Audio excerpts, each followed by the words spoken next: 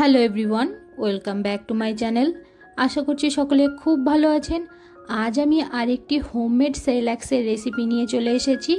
Oats makhana Cerelac. এটা আপনার বাচ্চার বুদ্ধির বিকাশের পাশাপাশি শারীরিক বিভিন্ন গ্রোথে সাহায্য করে, আর এটা আপনারা খুবই অল্প সময়ে বানিয়ে রেখে দিতে পারেন দীর্ঘদিন ধরে। প্রথমে একটা কড়াইতে আমি দিয়ে দিচ্ছি 1/3 কাপ মাখনা। এই মাখনাটাকে আমি ড্রাই রোস্ট করে নেব যতক্ষণ না এটা ক্রিসপি হচ্ছে। মাখনাটা রোস্ট করার মাঝখানে এখানে আমি দিয়ে দিচ্ছি 2টো কাজু, 4টে কাঠবাদাম বা আমন্ড। এগুলো দিয়ে আমি আরেকটু সময় ধরে এটাকে ভেজে নিচ্ছি।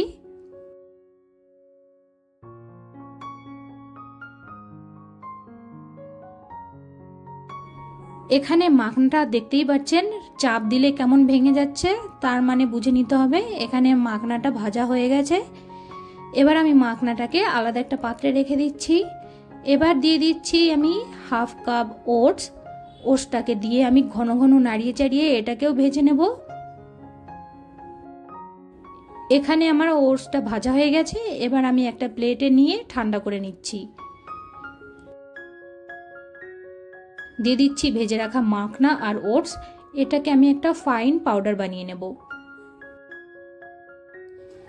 এই সেরেল্যাক্স মিক্সচারটা আপনারা একটা এয়ারটাইট কন্টেনারে করে 1.5 থেকে 2 মাস পর্যন্ত রাখতে পারেন, আর এটা কিন্তু ট্রাভেল ফ্রেন্ডলিও। এবার একটা প্যানের মধ্যে দিয়ে দিচ্ছি কিছুটা পরিমাণ জল, দিয়ে দিচ্ছি 2 টেবিল চামচ ওটস সেরেল্যাক্স।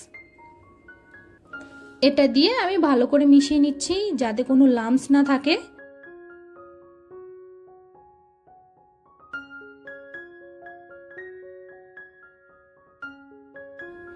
এবার এটাকে আমি 5 থেকে 6 মিনিট সময় ধরে একদম লো হিটে রান্না করে নেব।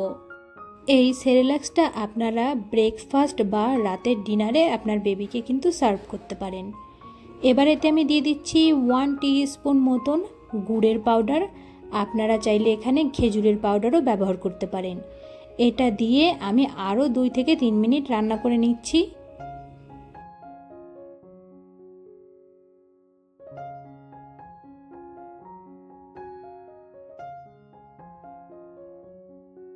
ব্যাস তৈরি হয়ে গেল আমাদের ওটস মাখানা সেরেল্যাক্স।